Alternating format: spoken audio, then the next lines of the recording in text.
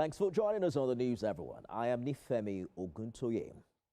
14.8 million kilograms. That's the quantity of illicit drugs seized by the National Drug Law Enforcement Agency in the last 5 years.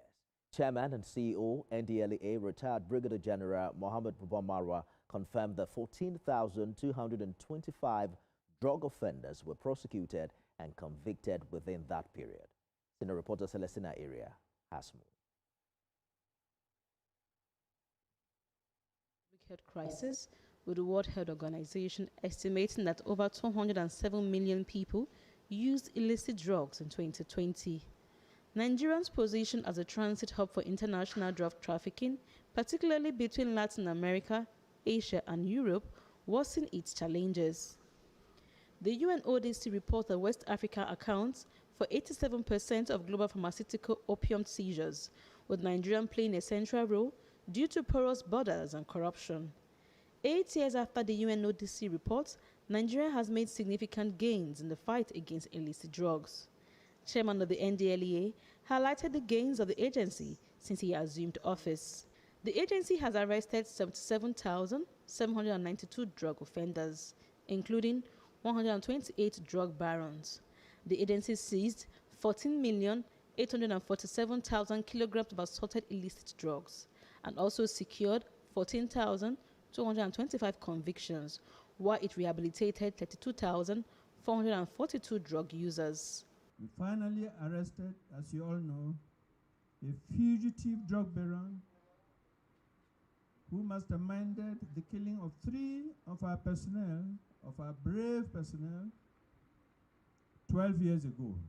Similarly, another fugitive who committed drug crimes in South Korea was arrested, tried, convicted, and served a jail term in South Korea, deported back to Nigeria, and went right back to the habit, in fact, strengthening it across other South African nations. We finally arrested him, and his trial is ongoing.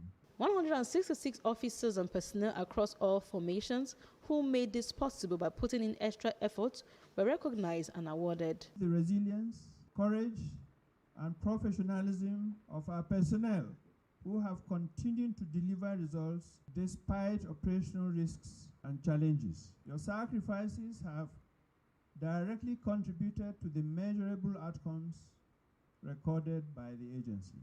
Assistant Commander of Narcotics, Ahmed Keita, serves at the Murtala Mohammed International Airport Strategic Command. He has been in the agency for 28 years and is one of the awardees. There are so many seizures of narcotic drugs and psychotropic substances we have made over the years. The recent one was the seizure of 17.9 kg, which I am the OC, and with my officers we made the seizure of cocaine destined to United Kingdom. And that what, by the grace of God, His Excellency, the Chairman, Chief Executive, found us worthy for an award and commendation, which we have just received now. It's making us work day to day and, giving us the grace to make our rest and work hard. And NDLEA is a job that before you join the job, you should have the ambition. You should have at least the zeal. It's not coming to NDLEA for what you get, but the passion for the job. The chairman of the NDLEA says he will engage all commanders and unit heads of the agency in a meeting where he will lay before them his expectations for the next 5 years and how they can be met, with the aim of making Nigeria a drug-free nation. Celestina Area, TVC News, Abuja.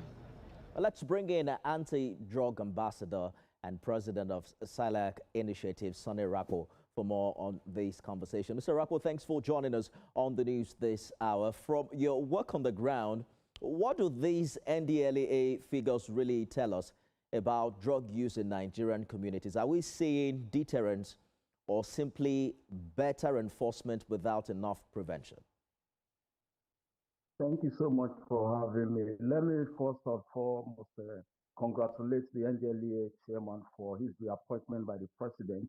This is the first time I'm making my public statement to him. it shows that the president has also seen the good work he's doing, and he has recommitted to him to drive the process very vehemently, to arrest the issue of drugs. Now, coming to what the question you've asked me, if the figures tally with what we've seen, yeah, I must commend the NDLA chairman for the tenacity, what I call the definitiveness of his fight against drugs. And when the first appointment, the first tenure, we called upon him to take the fight to the Nigerian people. And that is what he has exemplified so far. And these figures are not just encouraging, it's a figure that gladdens people like us, that our work is getting the needed results. So for me, I think what the NDLA chairman is doing is commendable so far. While NDLEA is reporting treating and rehabilitation of over 30,000 drug users, there are still gaps that we see exist in community-based rehabilitation, reintegration, and mental health support, especially for young people. Who is to fill that gap? You are not far from the truth. There is a gap, actually, which we are also emphasizing in our public sensitization and awareness creation, letting the public to know, particularly the authorities to know, that the fight should be more people-centric. They should look into the lives of young people that are being affected by this drug. And without that, without looking into the people, we won't be able to get we won't be able to reorientate or get their mindset ready for national development.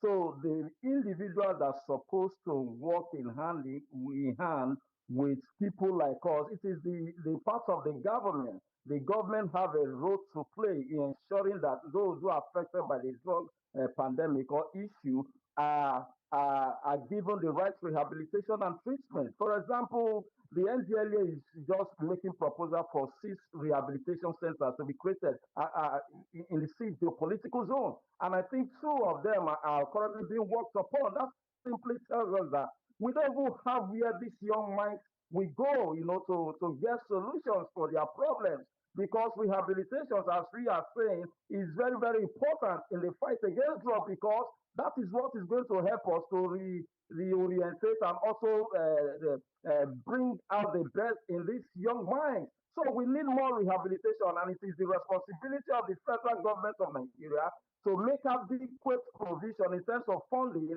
to the NDLEA so that they will be able to extend this benevolence across the geopolitical zones of the country. As we speak, we don't have a rehabilitation center that can cater for the numbers of people that are out there, because we need these young minds to contribute to the growth and development of Nigeria. And if we cannot secure them by simply looking after them, caring for them, and also telling them that there should be hope for them irrespective of the challenges they face, and our work will not be complete. So I think it is the responsibility of the federal government of Nigeria to provide the adequate resources needed to fight this menace, and to provide for those who are suffering out there, who are suffering from drug use issues as far as the drug war is concerned. So I believe, very frankly, it is the responsibility of the federal government. On the other hand, we also look at corporate organizations, we look at international donors and organizations that can also come in,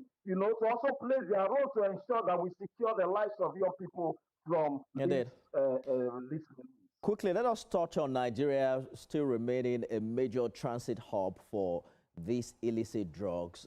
From an advocacy perspective, what are the things you think must change beyond the number of arrests? 14.8 million kilograms are seized in 5 years. On one hand, it sounds good, but it's also an indictment on how these drugs found their way into Nigeria in the first place. What is a more sustainable approach, in dealing with these drug networks?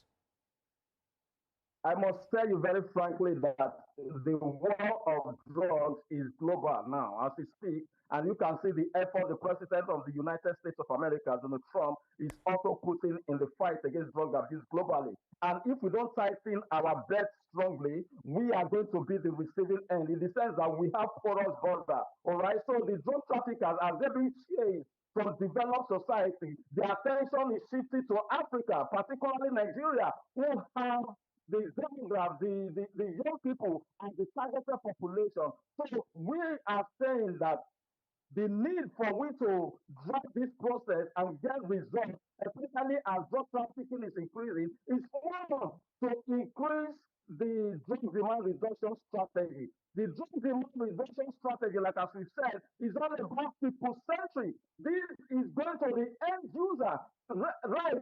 If the drug traffickers the drugs into the country and the individual know the consequences of those drugs and their effects particularly, they will say no to those kind of to get drugs that will damage their head. So we need to intensify in our approach, in fighting the drugs, taking the campaign to the people, because it's all about the people. And if you take out the people from the fight, there is All right. nothing that you are going to be getting. They're going to be occupied with rhetoric. So Okay. we are telling the government, we are telling NZLA that they should also shift their base so that they can focus on the people. And when you focus on the people, be able to get results. Look at the people who play young people. The government will provide adequate resources. I hear you, Mr. Rako. It's a good place to leave it. Anti-drug ambassador and President Silec initiatives. Sonny Rako, thank you so much for talking to us on the news this hour. Thank you for having me. Still ahead.